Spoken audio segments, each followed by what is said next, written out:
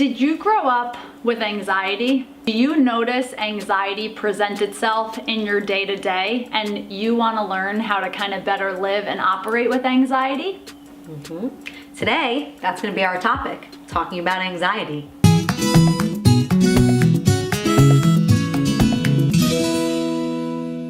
Hi friends! Today we're going to talk about anxiety. We're going to talk about how it's impacted our lives from childhood till now, but how it's decreased over the years in severity. First thing we want to say is if you are living with anxiety, you're not alone. Not at all. The statistics are that 1 in 4 adults in America live with anxiety. It's so common. It's so much more common than you would think. And there are varying degrees in terms of the severity of it. And I think that's one of the things we really want to talk about is how, like, over the years, talking this stuff through and really learning more about anxiety, it can decrease in severity. Completely. I personally grew up with anxiety. As a kid, I was very anxious. I knew that my parents were gonna get divorced, but I didn't know when. But when you're a kid, your brain isn't developed enough as a kid to fully understand that that is what's driving your anxiety. So as a kid, I attached my anxiety, this free-floating anxiety that I had, to travel. I used to get bad panic attacks going on a car trip. I remember when we did that temple retreat. Yes. I had a full-blown panic attack getting onto a coach bus to go on a retreat with a group of kids, friends of that mine. we had grown up with. Sleepover parties. Through therapy, I've come to really learn and understand that number one, my anxiety was actually never about travel in the first place. Right. It was about leaving home. Because I had that subconscious awareness and understanding that my anxiety was actually rooted in not knowing when my parents were gonna get divorced, but really having that feeling that that was going to be something that happened. Anytime I left the company of my parents triggered the anxiety of, is this time going to be the that we have as children? They stick with us into adulthood unless we start doing the work on it. Absolutely. And it's interesting because your parents got divorced later in life. My parents got divorced when I was like 3, 4. So I didn't have that type of anxiety. My parents were already split up. I knew when I went home, it was just gonna be my mom and my sister. It's interesting because of the time frames of when yours got divorced and mine got divorced. The anxiety manifested in such different ways. The start of the school year was very difficult for me.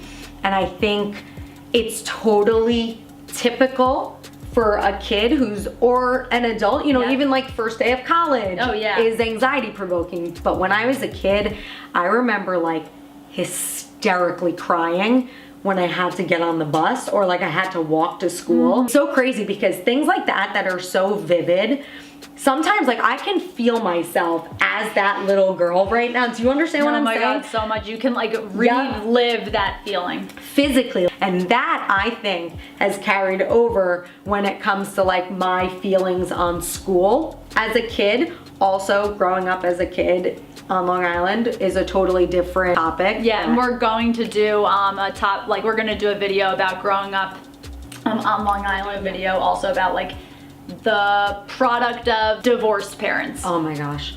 So that's a whole nother thing. I think that is huge and we should definitely, I'm so glad that you just said that. So we'll add those to the list, guys, so stay tuned for those as two topics. I think that's a great idea. And I just think it's so interesting to see like later on. So I had taken time off from going back to college. That was so scary for me to go back. That same type of like little girl feeling like she was stupid. That was like my biggest thing. The self-talk was so unbelievably negative. I thought I was so stupid, so dumb, didn't know anything. And that honestly carried over into high school until I worked through some of it and things obviously changed significantly. The self-talk aspect is so important. If you are someone that lives with anxiety, tapping into the words and the thoughts that you're feeding yourself is really, really critical because I think that it's very easy to get into a slippery slope. I would say in the last 5 years is when I've really full picture, understood the anxiety story and how it manifested and started to get empowered with it. So around 8-ish years ago, took a road trip and I was overwhelmed with anxiety before getting into the car. And I remember breaking down in hysterics, and the thoughts that came along with it were, what's wrong with you that you can't get excited to go on a road trip? What's wrong with you for the fact that you can't find a way to get excited about things that most people get excited about? And I started judging myself like for as my a whole anxiety. person. Exactly. Judge yourself What's as wrong an entire with me person. as a human? As opposed to what am I experiencing right now, or why am I experiencing this feeling? So tapping into what is going on in your brain and your body when you're experiencing anxiety is literally like half the battle. That's how you start to do the work on this stuff. Absolutely. And on the other side, and we've talked about this, is that anxiety, a little bit of anxiety can be super productive. Exactly. Yep. You know what I mean? Like a little bit of anxiety can help you reach that goal. Can light a fire under your ass. Exactly. Or like just help motivate you to complete something. Or like that anxiety could be positive, and that's why I finished my projects, or I cooked this meal, or something simple like that. Yep. It can be really beneficial. So our goal in recording this video was to first let you guys know, if you're living with anxiety, you're not alone. Not at all. We live with it too. Yep. The biggest kind of piece of advice I think that we could give to you is to start tapping into your self-talk. Operating with as much self-awareness as humanly possible. Absolutely. Because it's less a journey. Your anxiety doesn't just go away overnight. I still live with anxiety, So and do I. I'm just better at managing it now. Absolutely. And understanding that it will get less. But I think it's also important, like you said, like you're not cured. It's a journey. It's a journey. Literally, that's going to be the message of every single one of these videos. Absolutely. It's the work. Yes. And it's really empowering to do it. Yes, and it can be painful, but the other side of it is just so beautiful that you don't want to miss out on it, kind of thing, you know? Completely. And we're here with you on your journey. We are. So if you guys enjoy this video, you know what to do by now. Give it a thumbs up. Hit the thumbs up button and hit the bell and subscribe so you don't miss out on future videos. And we will see you guys soon on Monday. Yay! Bye, Bye. friends. I feel like we always do this in the beginning. I always See, do that's this sugar. for like every video. Hi, Hi, friends.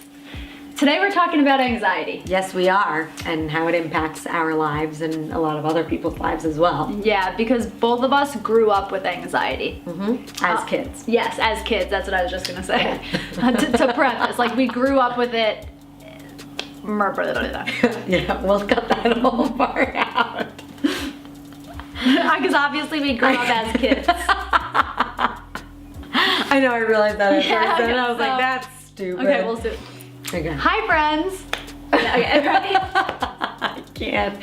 Sometimes I feel stupid. No, it's the life of a That's okay. vlogger.